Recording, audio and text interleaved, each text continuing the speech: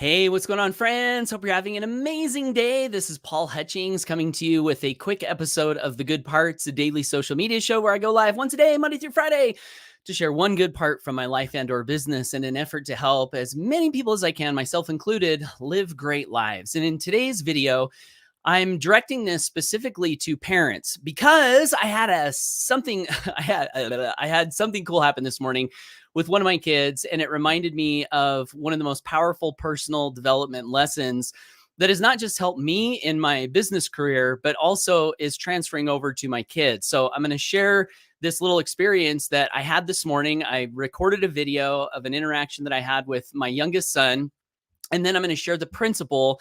And then I'm going to give you an invitation, if you're a parent, as to something you can do that might be a super, super powerful thing you can do to help your kids grow in the most powerful way so that we can all help create a better world together. If you're joining me live, comment down below. I would appreciate it. Hey, Veronique, fellow parent over in Belgium. Hope you and your family are doing well. Okay, so I'm just going to jump right to this. This video that I'm about to show you cost me a hot chocolate. my 11-year-old son said I could only share this if I bought him a hot chocolate. So I said, okay, I'll buy you a hot chocolate. So I bought him a hot chocolate and I was able to share it. So, hey, Connie, thanks for saying hello. Good to see you. All right, so let me see if I can share my screen here. All right, and also share audio. All right, here we go. This is my youngest son, Cashton. I'm a Hutchings with all my powers, building my life with deeds of feet, making my mind a garden of flowers, freedom the moments that on my feet, doing my best, fulfilling my purpose, having thankful by simple gifts, choosing my all my tongue service, won't let go, I shall always live, living each day with thankful presence, embracing the journey with divine aid, always listening my time, my talents, lest forget to remind me made. But Oh, let's see if I can stop the share. So there's my youngest son, Cashton, and he was reciting a family poem that we created. I think it was about a year ago. Cashton memorized this poem so well, in fact, that I forgot some of the lines. So this morning he was reminding me of the poem, and the poem, as you probably saw in the video, just had some powerful lines, like I am a Hutchings with almighty powers, building my life with deeds so sweet, making my mind a garden of flowers, freedom and love inspire my feet, doing my best, fulfilling my purpose, so on and so forth. So that's the poem. But I wanted to talk just real quickly on why we decided to make a family poem and why you might want to decide to make a family poem if you are a parent. So, I've been doing personal development for a long time, about 20 years. And one of the very first books I ever read was written by a guy named Anthony Robbins. And one of the first lessons I ever learned from Anthony Robbins in personal development was all about the power of beliefs. And specifically, Anthony Robbins talked about how there are different kinds of beliefs that we can form. And that some beliefs have a global effect on many different aspects of our lives. So in other words, you could shift a belief in this area and it might affect this little area of your life. Or if you can shift a foundational belief, it might affect everything else in your life. So I was really curious about what these global beliefs were and wondering how I could develop the most powerful global beliefs for myself. But now, obviously, I'm a parent, so I want to help my kids develop strong global beliefs as well. In the field of neuro-linguistic programming, which is a field of study that Anthony Robbins has definitely spent some time in, there's a concept called neurological levels of change. And in today's video, I'm not going to go into all the different levels, but basically, as I understand it, these neurological levels of change are kind of like, I believe they were first articulated by a guy named Robert Dilts. And they're sort of a representation of a person's subjective experience. Subjective meaning what goes on inside your own mind, what goes on inside you, objective being outside of you. And so the idea is that if we can understand the different levels that we have going on inside of ourselves, then we can focus on directing the change that we want to implement in ourselves on those certain levels. And then also another area where this is very useful is if you're ever speaking to another person, to be aware at the words you're using and where you are aiming your words in that person's subjective experience. Now, for the purpose of parenting and also for the purpose of just generally aiming our language at the most powerful area of subjective change, the very bottom of this neurological levels of change chart is identity. So, in other words, who you think you are is one of those global beliefs that affects so many different areas and aspects of our lives. So, the words that you say behind I am powerful, I am persistent, I am unstoppable, I'm positive, I'm passionate, I'm enthusiastic, I am a person that people like to be around, I am fun. Whatever word you put after the I am, that has a tendency to affect so many different areas of your life. And so, one of the things we want to do as individuals, but also as parents specifically, that's the purpose of today's video, is really think about what identity are you helping your children to kind of like step into and assume and own. And a lot of times what happens in society is that, we adopt certain identities that are given to us. Like maybe it's, the local area where we live. Like, oh, I'm an Idahoan. Well, what does that mean to be an Idahoan? Or I'm a member of this certain church. What does that mean? There are some identity level beliefs that can come in those categories, because if you say I am a, and then fill in the blank of whatever group you identify with, then what can happen is the beliefs of that group can transfer clear down into your identity and have a big impact on how you live and who you are and how you show up and how you interact with people. So the purpose of this poem, though, and the reason that I wanted to do this poem within my family is because in my family, we all share a last name, as probably everyone in your family shares a last name. So I'll ask you a question. Have you ever thought, what does it mean to be a Brady, Connie Brady? What does it mean to be a Webb? What does it mean to be a Williams? Vashti Williams is here. Vashti Williams, good to see you. What does it mean to be a Williams? Well, guess what? We as people can literally define what that means. My dad, as you may or may not know, left my family when I was 8 years old, and I share a last name with my dad.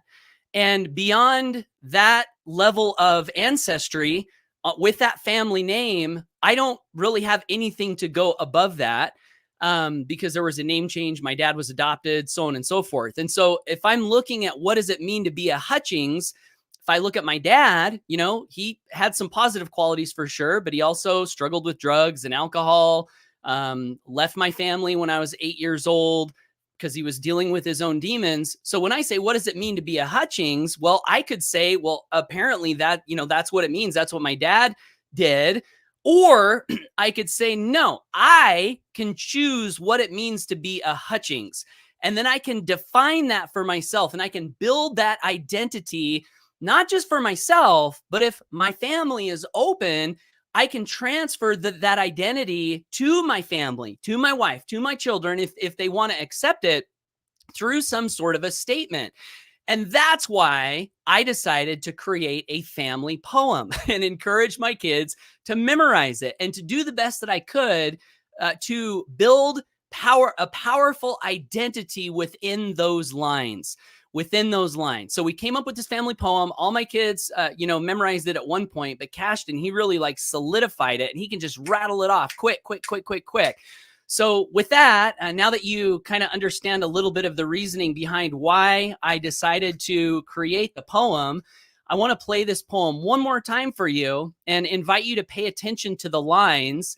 And then, just kind of ask yourself, like, what kind of an effect would it have on a child if they actually believed the lines that were, in this poem? And furthermore, and maybe even more importantly, I really want to invite you, if you're a parent specifically, to ask yourself, what does it mean to be in your family? And to take that last name and give some thought to, can I create an identity that is powerful? And then can I do something to help transfer that identity over to my children? Our children are our future. So the better children we raise, the more powerful children we raise, the more self-confident children we raise, the more, fill in the positive word, about what we do with our kids. it seems to me the better our future collectively can become. So I'm going to play this poem one more time and ask everyone here to pay attention to the words in the poem, and then we'll close out the video for today. Well, I'll check the comments and those things as well. So hopefully you guys can hear the volume. Comment below if you can't hear the volume. Change long hard powers, building my life with deeds so sweet, making my mind a garden of flowers, freedom the moments burn my feet. Doing my best, fulfilling my purpose, having thankful by simple gifts. Choosing my all my tongue service, what way God I shall always live. Living each day with angelic presence, embracing the journey with divine aid.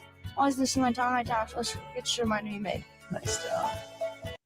So that's it. I think those are powerful lines. And then another thing, when I was looking up the 5 neurological levels this morning, I saw something that I hadn't seen before. And I don't know if this is a new addition or just some certain people's spin on it, but below identity, they had spirituality.